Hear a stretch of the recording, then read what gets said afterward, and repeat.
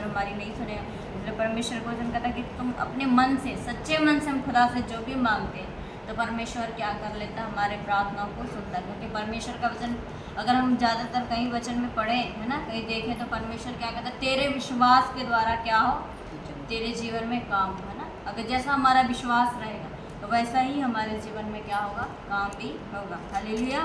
आगे देखिए परमेश्वर हमें प्रार्थना करना सिखाता है। आगे 9 आयत से देखते हैं हम, तुम इस रीति से प्रार्थना किया करो, हे हमारे पिता तू जो स्वर्ग में है, तेरा नाम क्या माना जाए, पवित्र माना जाए। हालेलुया। प्रभु हमें यहाँ क्या सिखाते हैं, प्रार्थना करना सिखाते हैं। और वो हमसे कहते हैं कि पहले हमें क्या करना चाहिए, खुदा के नाम को क्या करना चाहिए, पवित्र।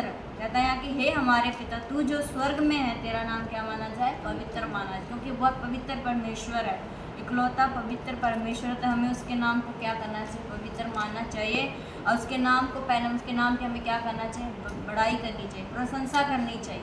खुदा के दास भी है ना, वो भी हमें सिखाते हैं कि जब हमें प्रार्थना करनी है, हमें क्या करना है, पहले परमेश्वर की प्रशंसा करनी है, परमेश्वर को नाम को क्या करना है, बड़ाई करनी है, उसके नाम को ऊंचा उठाना है। उसके बाद हमें क्या करना है, आगे प्रार्थना करना है। हालेलुया।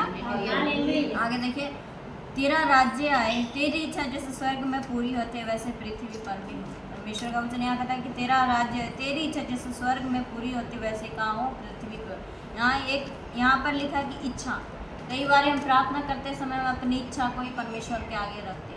अब परमेश्वर की इच्छा हम अपने जीवन में नहीं मांगते। इसलिए परमेश्वर का वचन हमें यहाँ सिखाता है कि हमें भी क्या करना चाहिए, अगर हम कोई भी प्रार्थना करते, कभी भी प्रार्थना करते, तो हमें क्या, प्रभु के आगे ऐसा कहना चाहिए कि प्रभु मेरी इच्छा नहीं बल्कि तेरी इच्छा क्या हो, पूरी हो। कई बार हम अपनी समझ से कुछ खुदा के आगे कुछ भी मांगते हैं, पर परमेश्वर की योजना हमारे लिए कुछ अलग होती है ना।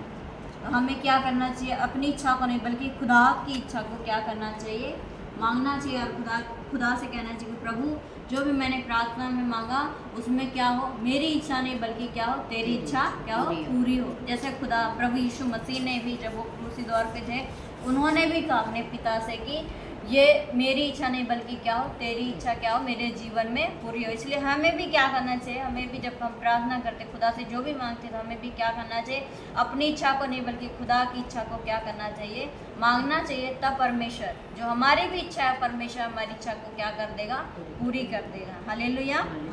आगे देखें, हमारे दिन भर की रोटी आज हमें दे, और जिस प्रकार हमने अपने अपराधियों को क्षमा किया है वैसे तू भी हमारे अपराधों को क्या कर, क्षमा कर। हालेलुया।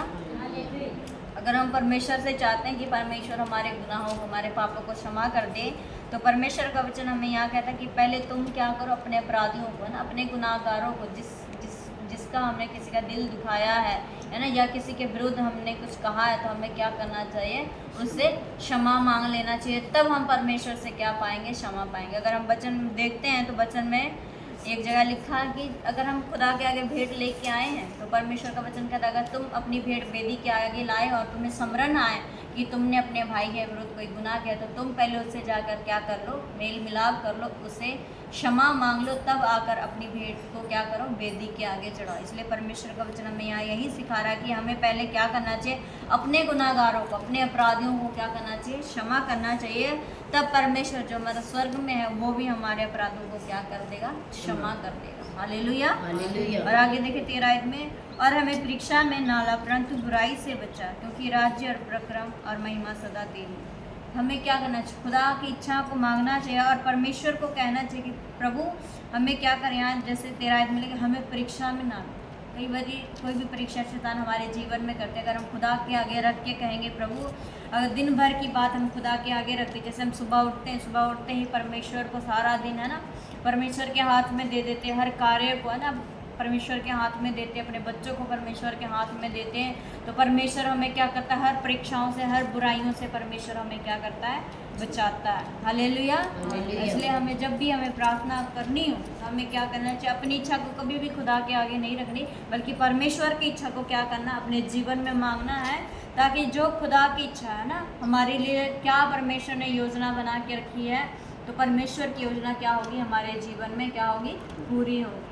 क्योंकि परमेश्वर का वचन कहता है कि जो भी मैं युक्तियाँ या जो भी मैं इच्छा या जो भी मैं भलाई तुम्हारे लिए करता हूँ, वो क्या होता है, हमारे लाभ की होती है, हानि की नहीं होती। परमेश्वर जो भी योजना हमारे लिए बनाते हैं ना, कुछ समय हमें लगता है अगर हम प्रार्थना में कुछ मांगते हैं, हमें ऐसा होता है कि हमने खुदा के आगे ये प्रार्थना की पर परमेश्वर ने हमें नहीं दिया। कुछ समय के लिए हमें थोड़ा सा अजीब फील होता है, पर बाद में वही बात है ना, बाद में जाके हमें याद आती है कि नहीं, परमेश्वर ने जो मेरे लिए किया वो क्या है, हमारी अच्छाई, हमारी भलाई के लिए। हालेलुया।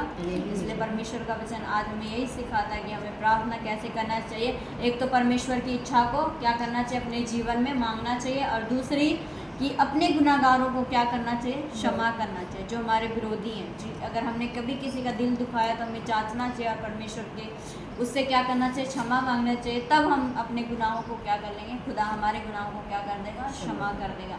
और तीसरी बात है कि हमें जब भी है ना परमेश्वर के आगे हमें क्या करना चाहिए, अपने परिवार को है ना, अपने बच्चों को, अपने घर के हर कार्य को, हर काम के हर कार्य को क्या करना चाहिए, खुदा के आगे रखना चाहिए और खुदा से कहना चाहिए कि प्रभु तू मुझे हर परीक्षाओं से, हर बुराइयों से क्या कर बचा। तो हमारे परमेश्वर क्या करेगा, हमारी रक्षा करेगा और हमारी अगुवाई भी करेगा। हालेलुया।